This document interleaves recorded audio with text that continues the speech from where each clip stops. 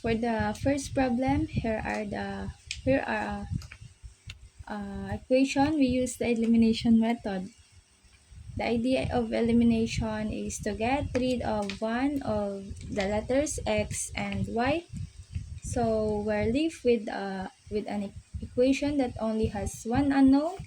Here we made the x terms 12x in both equation. How? We multiplied the first equation by 4 and the second equation by 3. This resulted in 12x plus 28, y equals 48, and 12x 24y equals -3. Since both now have 12x, we can subtract the two new equations. When we subtract them, the x terms cancel out. What left is 52, y equals 51. To find y, we just divided 51 by 52. So y equals 51 over 52. Now that we have y, we'll use it to find x. Just substitute the value of y and 51 into either of the original equation. We choose 4x and 8, 4x and 8y equals -1.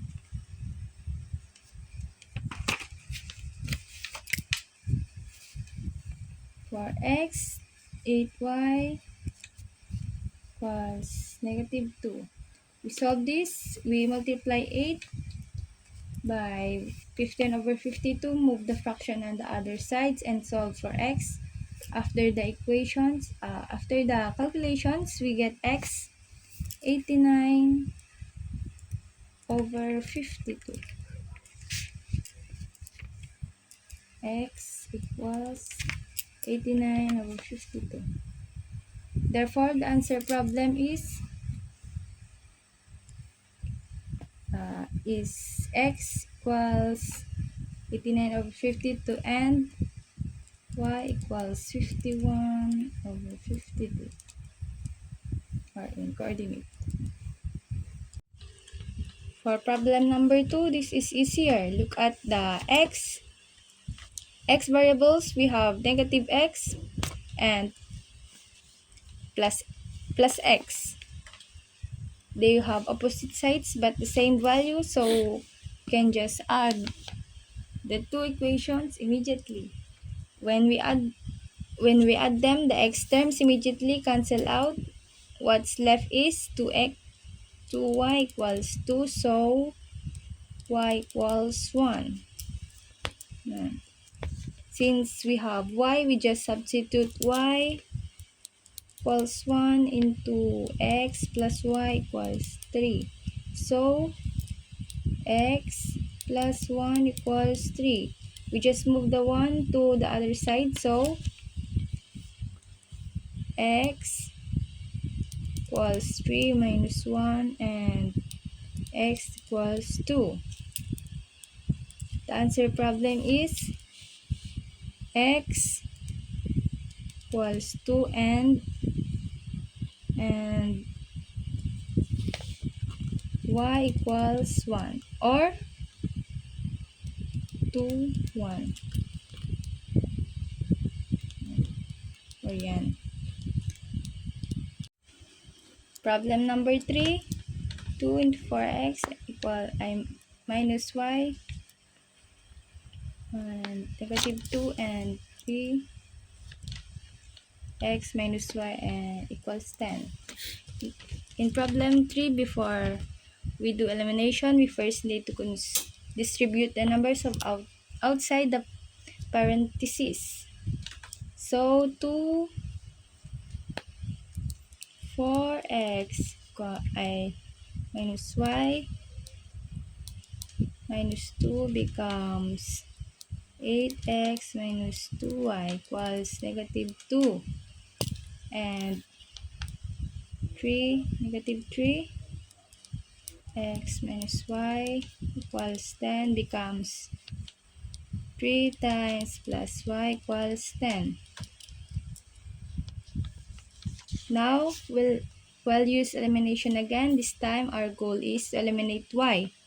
Eliminate y terms 6y. 6y in both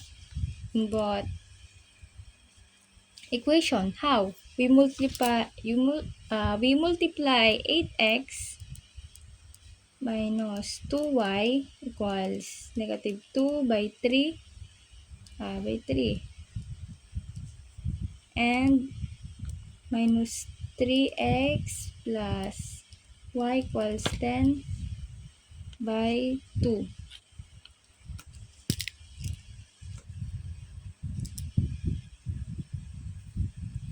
Um, 24 x minus 6y equals negative 6 and negative 6x plus 6y equals 20. Since we have 6y and 6y, we can now add the two new equation. The y terms will cancel. What's left is 18x equals 14. To find x, we just divide 14 by 18 and simplify it to 7 over 9. X equals 7 over 9.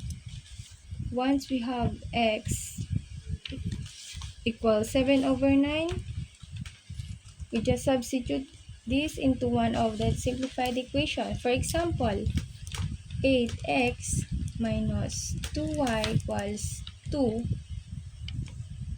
To find y after the calculation, we'll get y equals 37 over 9.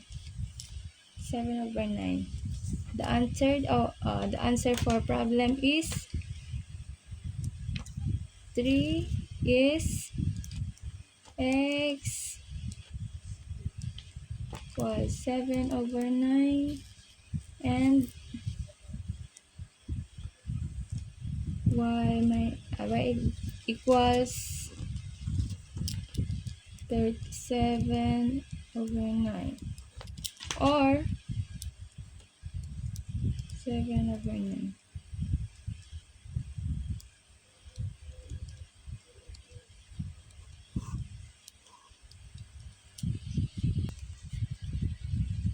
Let's look at the problem number 4. We are given the following system of two linear equations. 15x plus 9y equals negative 12 and x minus y equals 5.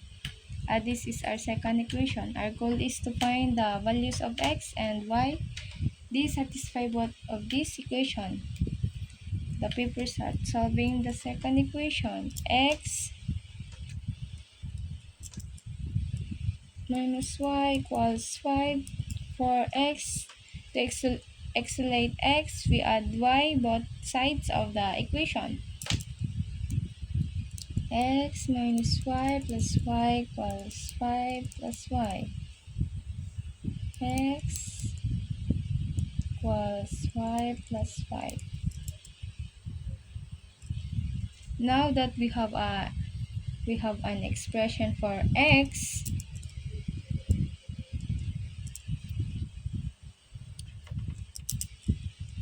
y plus 5. The paper substitute this expression into the first equation. 15 plus 9y equals minus 12. 15y plus 5 plus 9y is negative 12. Next, we distribute the 15 into the parentheses. 15y is 15y and 15, 5. 15, 5 is 75. So the equation becomes 15 15y plus 75 plus 9y equals negative 12. Then combine the like terms.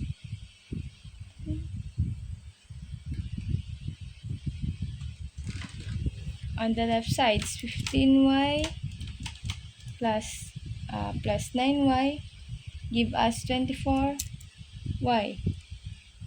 The equation is now 24y plus 75.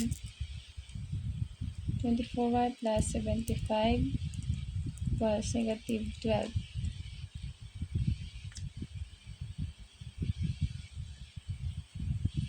So combining our values, the solution set of problem number 4 as shown as paper. 11 over 8 and negative 29 over 8. This means that when x is 11 over 8 and y is 29 over 8, both original equations are true.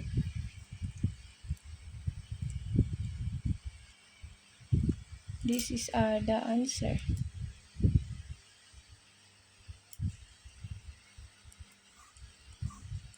Solution. First is 4x minus 16 equals 3x plus 2. The solution.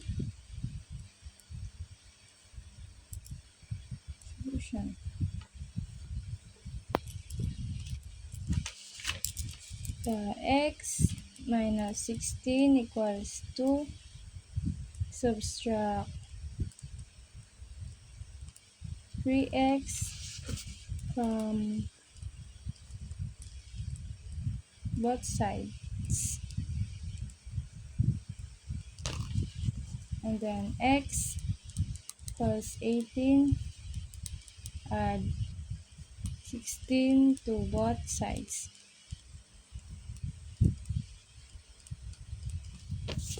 And the answer is x equals 18. Number 2.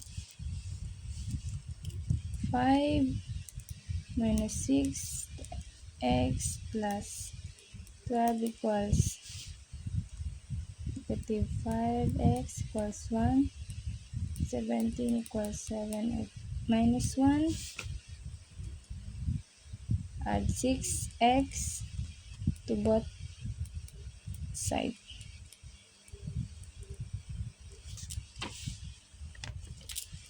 17 minus 6x equals negative 5x minus 1. X equals 18.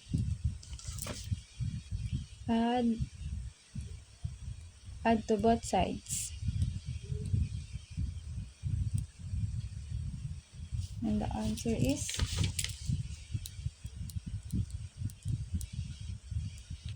equation. X equals 18.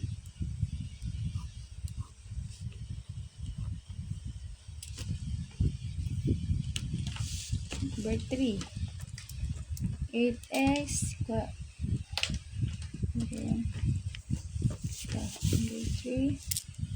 8x equals negative 8 multiply both sides by 2.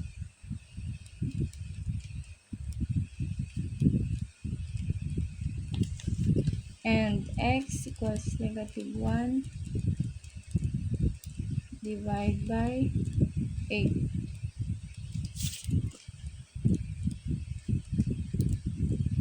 And the answer is x equals negative 1.